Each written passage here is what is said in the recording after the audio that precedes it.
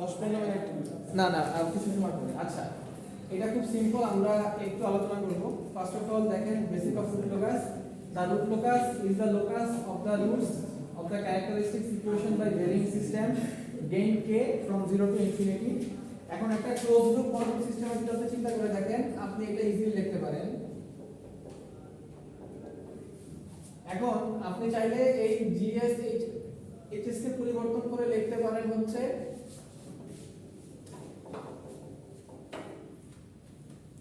কে NS over DS. এখানে মূলত কে হচ্ছে একটা মাল্টিপ্লাইং ফ্যাক্টর, এনএস হচ্ছে নিউমারেটর, ডিএস হচ্ছে কি ডিনোমিনেটর। এটাকে যদি আপনি পরিবর্তন করেন এটা দ্বারা, তাহলে এটা হয়ে যাবে K NS over DS is equal to 0। এখন আপনি খেয়াল করে দেখেন দুইটা কেসের কথা এখানে চিন্তা করতে হবে। কেস নাম্বার 1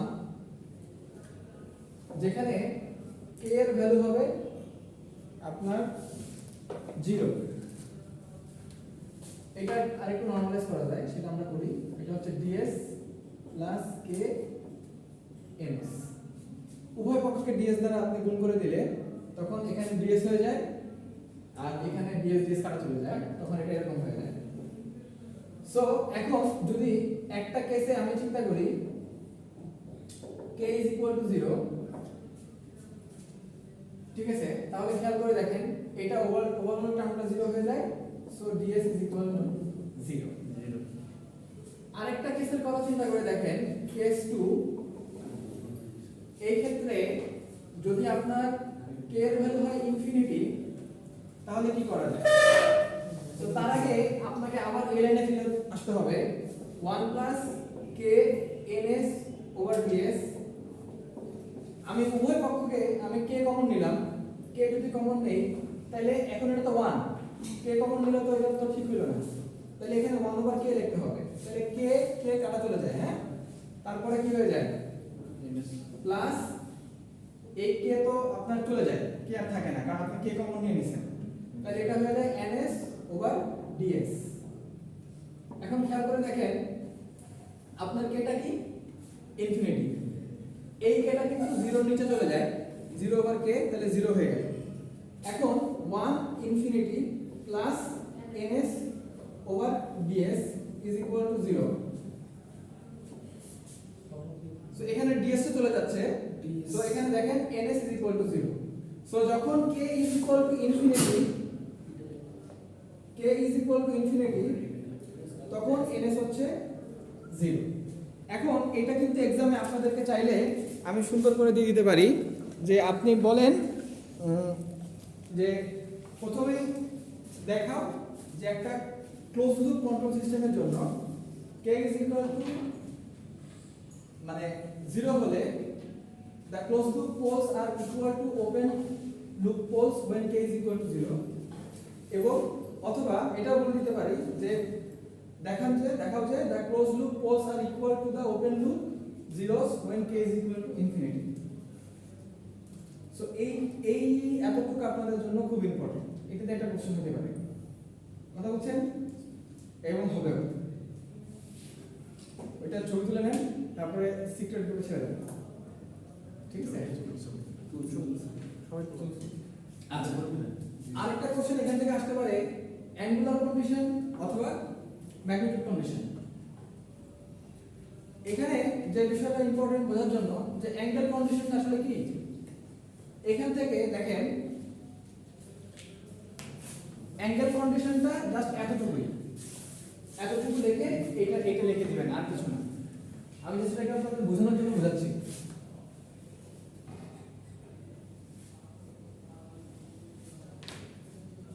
দেখেন 1 plus gs hs is equal to 0। এখন আমি চাইলে gs hs টাকে এভাবে লিখে আমি 1 টাকে এই পাশে নিয়ে আসতে পারি না? নিয়ে আসলে এখানে তো কিছু নাই, আমি একটা ইমাজিনারি এক্সিস্ট চিন্তা করি j0। এখন খেয়াল করে দেখেন, তাইলে আমি এখন যদি অ্যাঙ্গুলার ফর্মে নিয়ে যাই, angle gs hs is equal two tan inverse 0 minus 1।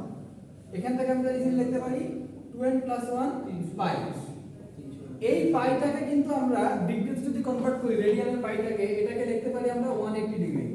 তার মানে 2n + 1 180 ডিগ্রি। এখন খেয়াল করে দেখেন এখানে কি বলছে, the angle condition is the point at which the angle of the open loop transfer function is an odd multiple of 180 degree। তার মানে আপনি খেয়াল করে দেখেন, এই টার্মটার দিকে খেয়াল করে দেখেন, যখন n এর ভ্যালু হয় 1 তখন এটা হয় 2 + 1 মানে 3 180 ডিগ্রি। অড না?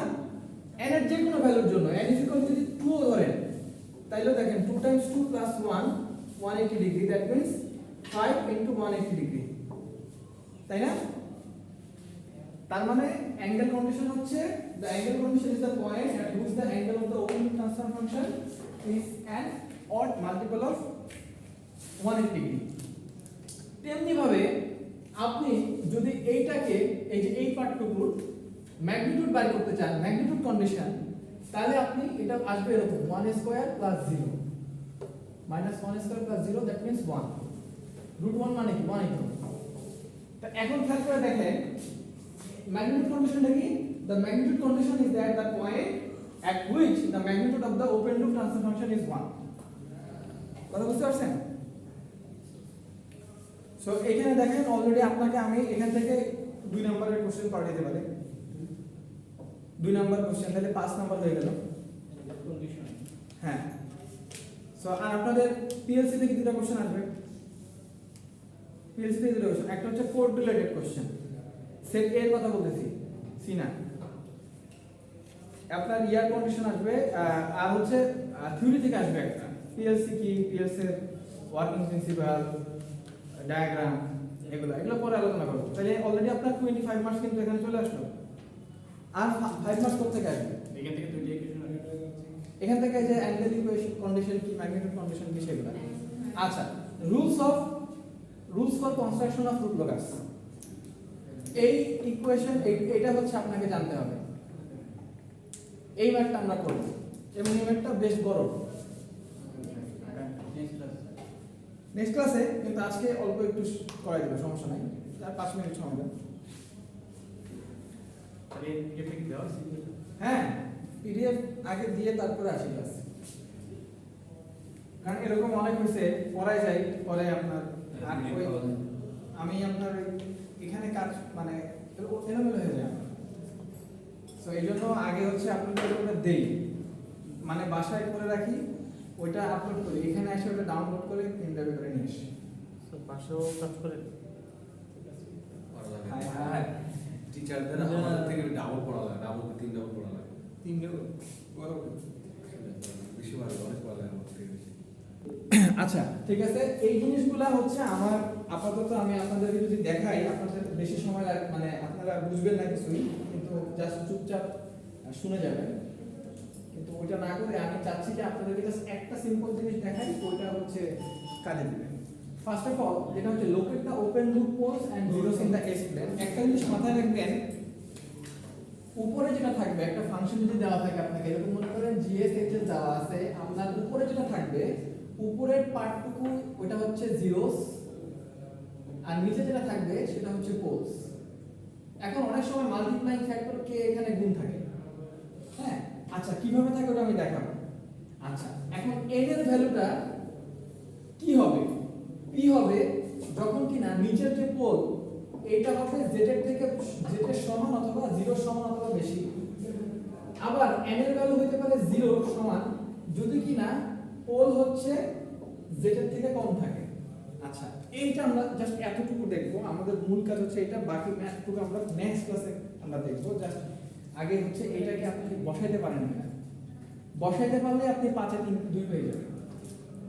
আচ্ছা ফার্স্ট অফ অল আমি একটা, আমাকে এটা দেওয়া আছে GS HS is equal to K S S plus 1 S plus 5, এইটা আমাকে দেওয়া আছে। এটা আমি নেক্সট ক্লাসে আবার এখান থেকে শুরু করব, জাস্ট আপনাদেরকে বোঝানোর জন্য একদম বেসিক পার্টটা আগে বুঝবেন।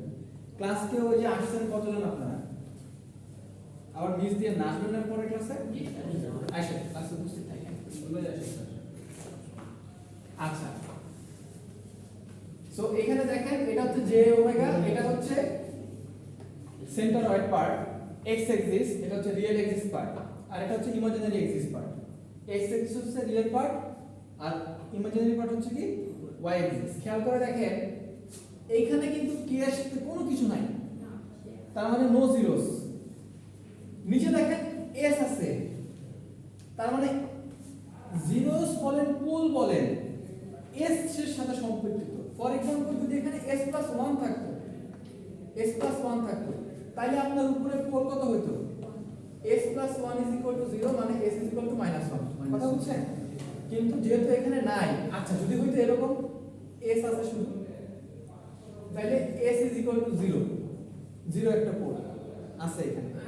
সো এখানে যেহেতু কিছু নাই, k এর ভ্যালু k হচ্ছে ফ্রি, সেই ক্ষেত্রে আপনার কোনো জিরোস নাই, কোনো জিরোস নাই। কিন্তু নিচে দেখেন পোলস আছে। সো পোলস কোনগুলা? s 0, s+1 0, s+5 0। তার মানে এটা তো 0 0ই থাকলো, কিন্তু আপনি এখানে তো লিখতে পারেন s -1, ঠিক আছে? আবার এখানে লিখতে পারেন s -5, তাই না? তো এই জিনিসটা হচ্ছে আপনাদেরকে বাইর করতে হবে আগে, সবার আগে এটা বাইর করতে হবে, বের করে এটাকে এখানে লিখতে হবে, লিখতে হবে এই যে এরকম করে। এখন দেখেন -1 -2 -3 -4 -5 না তো এখানে আর না ধরলাম -6 দিয়ে দিলাম, সমস্যা নেই।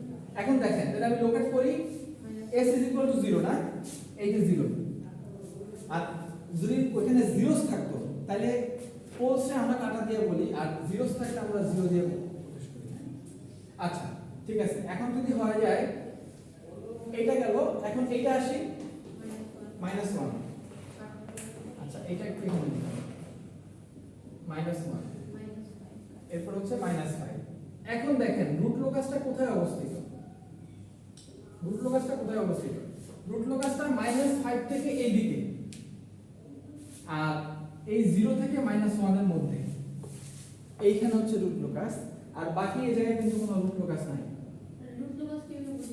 এই যে দেখেন রুট লোকাস ব্রাঞ্চ, যেটা রুট লোকাস জিনিসটা কি? রুট লোকাস হচ্ছে আপনার একটা ট্রান্সফার ফাংশনে জিরোস আর পোলসের যে লোকেশন ওইটার উপরে বেস করে রুট লোকাস। খেয়াল করে দেখেন এখানে আপনার দুইটা পোলস আছে, তার মানে কি ওরা পরস্পরের সাথে আপনি কানেক্টেড করতে পারতেছেন। সো রুট লোকাসটা হচ্ছে এখানে, রুট লোকাস ব্রাঞ্চ হয়ে গেছে।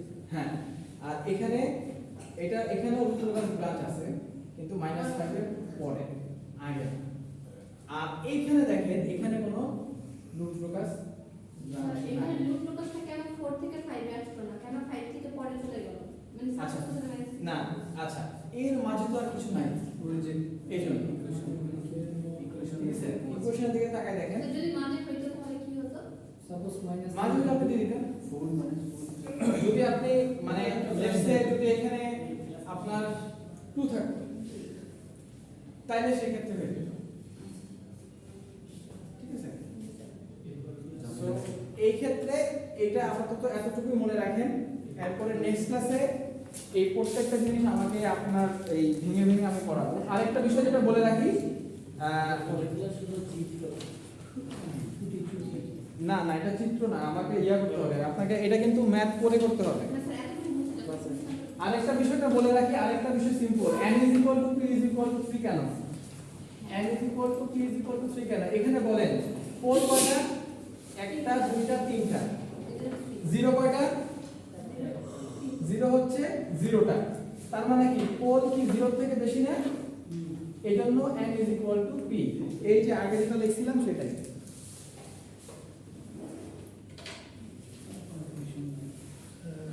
এই যে দেখেন, দেখছেন? তো এটা হচ্ছে আপনাকে তো আজকে দেখেন অলরেডি একটা প্রশ্নের প্রায় 70% মানে কমপ্লিট। এই এতটুকু যদি লিখতে পারেন তাহলে আপনি 2 পাবেন 5 এ। এটা 5 নম্বরের কোশ্চেন, আর ওখানে থিওরি যেগুলো আলোচনা করলাম ওগুলো হচ্ছে 5 নাম্বার। তো এখানে অলরেডি 7 নাম্বার আজকে আলোচনা করা হয়েছে। নেক্সট ক্লাসে অঙ্কগুলো করানো শেখাবো। ওই একটা ম্যাথ দিয়ে আপনাকে বেশ কয়েকটা জিনিস আমি সলভ করাই দেবো, যেটা কন্ট্রোল সিস্টেমের জন্য খুবই ইম্পর্টেন্ট।